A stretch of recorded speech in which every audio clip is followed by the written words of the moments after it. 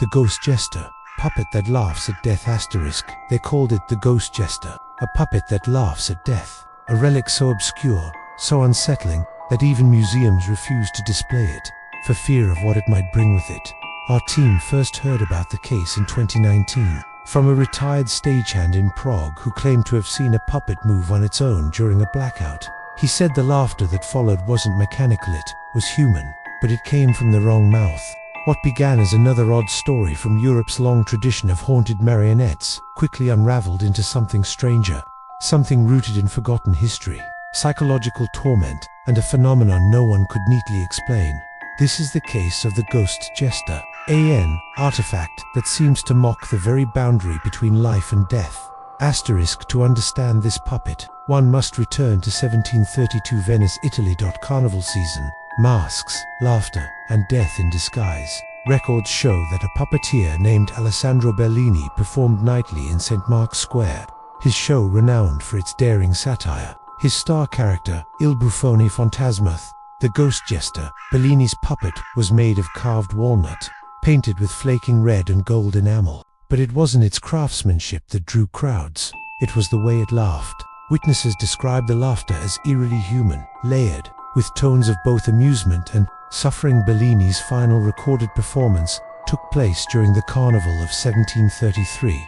According to legend, the city was gripped by an outbreak of plague, and Bellini, refusing to cancel his show, incorporated the fear of death into his act. He performed a grotesque sketch in which the jester mocked death itself, a tall figure cloaked in black who moved through the crowd.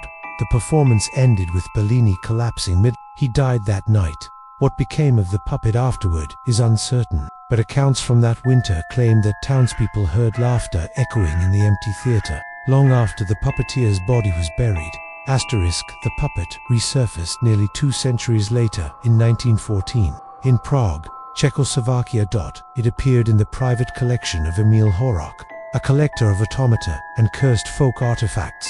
Horak called it the Laughing Jester and exhibited it briefly in his theater, where, according to surviving flyers, its eyes seemed to follow the living, its grin unchanging even as the lights dim. That year, several strange events were reported among Horak's staff. One assistant, tasked with cleaning the puppet's display case, claimed to hear muffled laughter inside the glass when alone. Another worker disappeared for 2 days, later found wandering near Charles Bridge, repeating, "He won't stop laughing." Horak himself noted in his diary that the puppet sometimes changes its posture slightly, overnight, and that its head seems to tilt closer to whoever speaks in the room. The final entry in Horak's diary is dated June 28, 1914. The same day, Archduke Franz Ferdinand was assassinated in Sarajevo, igniting the First World War. The entry reads, "The puppet is laughing again tonight. It mocks everything, even death itself. Perhaps it knows what is coming." Horak's collection was later destroyed during bombings in 1945, but rumors persist that one artifact survived, a scorched puppet with a fractured smile. Artifacts that survive destruction have a way of resurfacing in strange places. By 1958, the Ghost Jester had appeared in London, in the possession of a theatre historian named Dr. Evelyn Hartwell. She claimed to have purchased it from an Austrian dealer who described it as a jester who mocks the grave. Hartwell's letters to the British Museum reveal both fascination and dread. The craftsmanship is exquisite, too expressive for its time. Its grin seems to breathe. Yet the more I observe it, the more uneasy I feel. There is a sensation, subtle but constant, that something inside it is awake.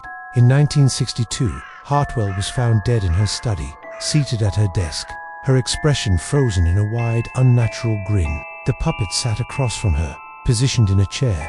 The official cause of death was listed as cardiac arrest, but the constable's report includes one unsettling line. The tape recorder continued running. It captured what sounded like laughter, faint, distant, but unmistakably from the room. The recording vanished from evidence shortly after. In 2019, our investigation team, the Paranormal Heritage Research Unit, received a lead from a Czech journalist, Marek, who claimed to have traced the puppet's whereabouts to a rural estate outside Brno. The artifact had reportedly been obtained by a collector of theatre memorabilia named Lucas, who kept it in a glass case, sealed and untouched. Dvorak agreed to an interview on record. His demeanor was calm but cautious. "I bought it because I was intrigued by the myth," he said. "The puppet that laughs at death. But I regret it now." He described nights when he would hear soft, deliberate tapping from inside the glass case. Other times, laughter brief, like a breathy exhale, never quite human. Dvorak admitted that several visitors to his home claimed to feel sudden nausea or bursts of nervous laughter while near the puppet. "It's not possession," he said. "It's something subtler. It gets inside your nerves, makes you laugh when you shouldn't, like it's testing you." He told us he planned to donate the puppet to a museum for safekeeping. 2 weeks later, before arrangements were completed, his house caught fire. The fire consumed nearly everything except the puppet, which was found intact among the ashes. Forensic analysis of the puppet revealed disturbing anomalies. The wood was identified as black walnut, common in 18th century Italy, but embedded within were faint metallic residues inconsistent with traditional craftwork. X-rays revealed tiny fragments of human bone in the core of the puppet's head and hands. Experts debated whether these were ritual inclusions or contamination from later handling, but the pattern of placement skull fragments aligned beneath the painted smile suggested deliberate design. A historian of Venetian occultism, Dr. Matteo Ferri, proposed a chilling hypothesis. During the plague era, certain performers and jesters were accused of mocking the dead, of performing danse macabre rituals. Some believed that laughter could ward off death itself, or trap the soul of death's messenger. Perhaps Bellini intended the puppet to embody that defiance, and in doing so, he anchored something that refused to die. In October 2020, we obtained permission to conduct controlled observation at the Brno Cultural Archive, where the puppet had been stored in quarantine after the fire. The puppet sat in a sealed plexiglass display, under constant video and audio monitoring. For the first 3 nights, nothing occurred. On the 4th night, audio sensors captured faint noises resembling breathing. On the 5th, a distinct, rhythmic tapping began 3 knocks, followed by silence. Temperature readings in the case dropped by 6 degrees Celsius without external cause. Infrared footage showed subtle movements in the puppet's jaw mechanism, though no mechanical function existed to produce such motion. At 3:14 a.m., one of our researchers, Lenka, reported hearing laughter directly in her earpiece, though the control room recorded only static. "The laughter," she said, "sounded close, like someone whispering in my ear while trying not to be heard." When we reviewed the tapes, we found a faint tracer low-frequency hum that, when amplified, formed a spectral waveform resembling a human laugh. Several explanations have been proposed for the puppet's phenomena. 1. Psychological contagion. Exposure to the puppet's grotesque expression could induce pareidolia and auditory hallucination, heightened by suggestion. The laughter, in this view, is collective hysteria, projection of dread into sound. 2. Hidden mechanism. Some theorists suggest an internal clockwork mechanism capable of subtle motion, though radiographic scans revealed no moving parts. 3. Residual haunting. Parapsychologists argue that Bellini's obsession with mocking death may have left an imprinted psychic energy that manifests through the puppet as laughter, a kind of metaphysical echo.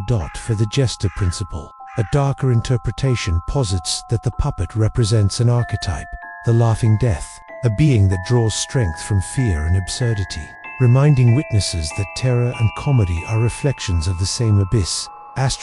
One of the most consistent reports from witnesses is uncontrollable laughter. During interviews and experiments, individuals have described moments when they begin to laugh involuntarily, even in fear. Psychologists have likened this to the effect, a neurological disorder causing inappropriate laughter, but no physical condition was found among participants. Dr. Ferri again offered insight. The jester is the mirror of mortality. In the medieval mind, to laugh at death was to rob it of meaning. But perhaps this puppet's laughter is not defiance, it's infection. It makes others join in the joke, until they realize the joke is on them. In December 2020, our cameras captured a moment that remains unexplained. At 2:46 a.m., with the room empty and sealed, the puppet's head turned slightly to the right. No vibration, no external interference. A whisper, followed barely audible but clear when isolated. A single phrase in Italian, "La morte, ride con me."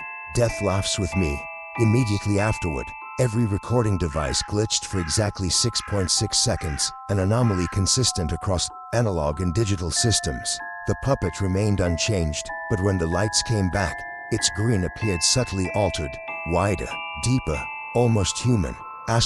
We interviewed locals from the Brno region who had visited Dvorak's house before the fire. One man, a maintenance worker named Tomas, described a vivid incident. I was fixing the light in the corridor, and I heard laughter downstairs. I thought Lucas was watching TV, but when I went down, the puppet was on the table. No one else there. The sound, it came from its chest, not loud, more like inside your head. Another witness, Dvorak's niece, recalled seeing her uncle standing in front of the puppet late at night, talking softly. He said it told him a joke, but he wouldn't repeat it, just kept laughing, then crying. A pattern emerges across centuries. Each owner of the puppet dies, under sudden or bizarre circumstances, always leaving behind traces of laughter. Bellini in E.T. Sensen, Horak in 1914, Hartwell in 1962, Dvorak in 2019. In every case, laughter was recorded, heard, or described in the final moments. Folklorists point to an old Italian saying, "He who laughs at death will laugh forever." Perhaps forever is not a blessing. Today, the Ghost Jester is officially classified as a contaminated cultural artifact and remains stored in a restricted archive in an undisclosed European facility. Access requires full psychological evaluation and clearance. Researchers continue to debate its origin, though most now regard it as a cultural anomaly, a relic that embodies the blurred line between performance, belief, and consciousness. During our final visit, I stood before the sealed case. The puppet's painted grin seemed faded, yet alive. I remember whispering, perhaps foolishly, "What are you laughing at?" And then, from behind the glass, I heard it, soft, patient, ancient, a laugh, not mocking, not cruel, but knowing, as if it had been waiting for that question all along. There are those who dismiss this story as myth, as misinterpreted coincidence, but whether supernatural or psychological, the Ghost Jester embodies something undeniably real, the uneasy truth that humanity has always laughed in the face of its own mortality. From plague jesters in medieval Europe to comedians who turn tragedy into satire, laughter has been our defense, our denial, our rebellion against the inevitability of death. But what if death laughs back? What if, in mocking the abyss, we give it a voice, one that answers from the shadows, wearing the painted smile of a puppet who has seen too much? Perhaps that is why the Ghost Jester endures, not because it is haunted by a single spirit, but because it carries a fragment of every laugh that ever tried to outlive despair. It is the sound of defiance turned inside out, the eternal echo of the stage where the jester and death bow to each other, forever performing the same act, forever laughing together in the dark. And if you listen long enough, you may realize something terrifying. The laugh was never coming from the puppet, it was coming from us. Document compiled and transcribed from research logs, interviews, and recovered historical accounts by the Paranormal Heritage Research Unit. 2022-2024.